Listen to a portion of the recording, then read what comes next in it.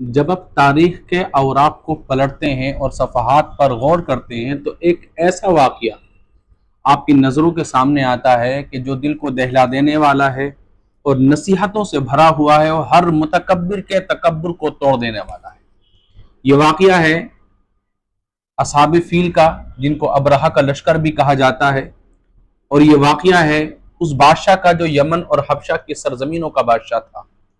इसने एक शहर था सना, वहां पर इसने जो है कनीसा बनवाया, जिसको हम गिरजा घर भी कहते हैं। इस अबरहा ने देखा कि लोग दूर दराज मकाम से और पूरी दुनिया से आते हैं और खाने काबा का तवाफ करते हैं और खाने काबा की जियारत करते हैं।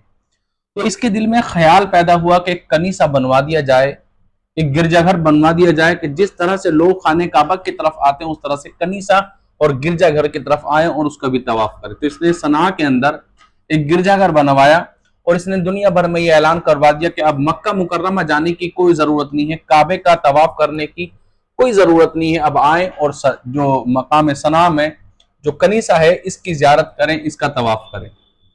ये मक्का मुकर्रमा के रहने वाले एक शख्स को जब पता चला तो वो वहां गया और वहां जाकर के उसने नापाकी कर दी और उस जो कनीसा था उसको पलीत कर दिया। अबरहा को गुस्सा आया, जुनून आया और ये अपना हाथियों का लश्कर लेकर के ये मक्कातुल मुकर्रमा की जानिब रवाना हो गया।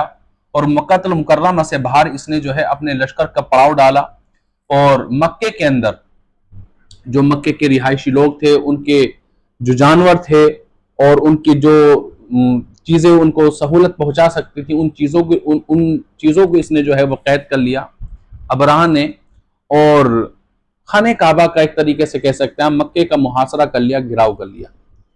वो जो जानवर इसने कैद किए थे उसमें जनाब अब्दुल मुत्तलिब के भी कुछ 200 ऊंट थे। तो जनाब अब्दुल मुत्तलिब जो है अपने ऊंटों को लेने के लिए अबरहा के पास पहुंचे। जब उसने देखा तो उसके दिल पर एक रौब तारी हुआ और आपकी ताजीम और इज्जत के लिए खड़ा हो गया। आपने अपने ऊंटों का सवाल किया। उसने बड़े तंज के साथ कहा कि मुझे लगता था कि आप काबे का सवाल करेंगे कि काबे को मैं ना ढाऊं, काबे को ना गिराऊं, काबे के ऊपर चढ़ाई ना करूं, लेकिन आप तो छोटी सी बात कर रहे हैं, ऊंटों की बात कर रहे हैं। आपने फरमाया कि भाई ऊंट मेरे हैं, ऊंटों का मालिक मैं हूं, तो मैं ऊंटों का सवाल करूंगा और जो काबे का मालिक है वो काबे की हिफाजत करेगा। आप ही ने ये कहा और अपने 200 ऊंट जो थे वो लेकर के चले गए। और जाने के बाद आपने शहर मक्का के अंदर यह ऐलान कर दिया कि जितने भी लोग हैं सब गारों में चले जाएं, पहाड़ियों पर चले जाएं, क्योंकि मक्के के हालात अच्छे नजर नहीं आ रहे। सब लोगों ने गारों का रास्ता इख्तियार कर लिया, पहाड़ियों पर चले गए और आपने खाने काबा के पास गए और वहां जाकर के अल्लाह तबारक व तआला की बारगाह में दुआ की कि मौला ताला ये काबा तेरा घर है, इसकी हिफाजत तेरे जिम्मे है। हम अबरहा से मुकाबला नहीं कर सकते थे, अबरहा के लश्कर का मुकाबला हम नहीं कर सकते, मौला तू इसकी हिफाजत फरमाने वाला है। ये कह करके आप भी चले गए। जब हजरत अब्दुल मुत्तलिब अपने कबीले, गांव वालों को, शहर वालों को लेकर के गारों में चले गए, खाने काबा के ऊपर गारों में चले गए और पहाड़ियों की चट्टानों पर, पहाड़ियों पर और गारों के अंदर आप चले गए, तो अबरहा ने जैसे चढ़ाई करने का इरादा किया खाने काबा के ऊपर, अपने लश्कर को भेजने का, तो समंदरों की तरफ से अबाबीलों का एक झुंड और फौज की तरह उमड़ता हुआ आया और जिनके पंजों के अंदर एक एक कंकरी थी और एक चोंच के अंदर कंकरी थी।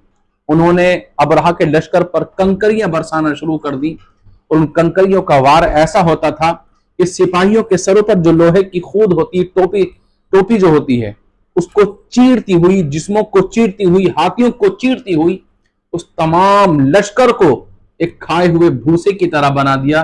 जैसे जानवर भूसा चाप करके फेंक देता है या जैसे कि जो है आप जब चारा काट करके लाते हैं जंगल तो उसकी कुट्टी बना दी जाती है, उस तरह से पूरे लश्कर का वो हाल कर दिया।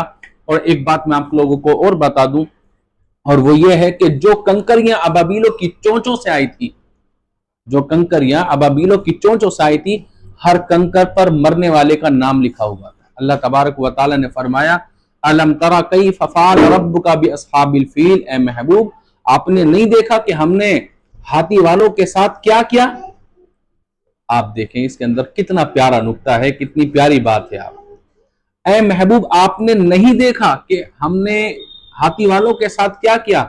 और मैंने अभी आपको बताया कि ये जो वाकया है अल्लाह के रसूल सल्लल्लाहु अलैहि वसल्लम की पैदाइश से 50 रोज पहले का वाकया है, काबे पर चढ़ाई का और अबाबीलों का अबरहा के लश्कर को खत्म कर देना, ये 50 रोज पहले की बात है।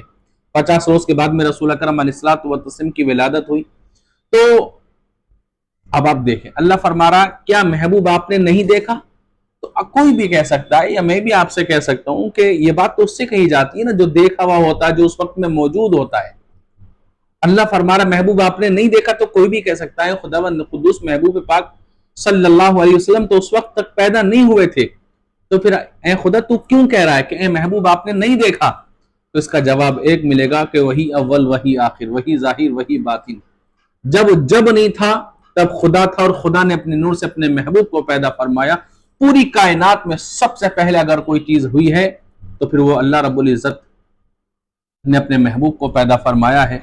बेशक उस वाक़े के 50 रोज बाद हुई थी, लेकिन मेरा ईमान इस कुरान करीम की आयत के मुताबिक यह है कि जिस वक्त अबरहा के हाथियों के लश्कर को भूसा बनाया जा रहा था, अल्लाह तबारक व तआला ने अपने महबूब को ताकत दी थी कि महबूब आलम सल्लल्लाहु अलैहि वसल्लम उसको वहां से भी मुलाहजा फरमा रहे थे। तो अल्लाह ने फरमाया, ए महबूब आपने नहीं देखा कि हमने हाथी वालों के साथ क्या क्या?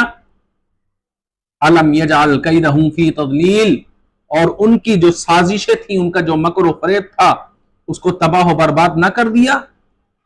वरसला अलैहिम तैरन अबाबिल तरमीहिम बिहिजारतिन मिन सिज्जील फजअलहुम कास्फिन माकूल, और हमने उनके ऊपर एक परिंदे भेजे जो अपनी चोंचों में पत्थरों के कंकर लिए हुए थे, और उन कंकरों को उनके ऊपर छोड़ा तो वो खाए हुए भूसे की तरह हो गए।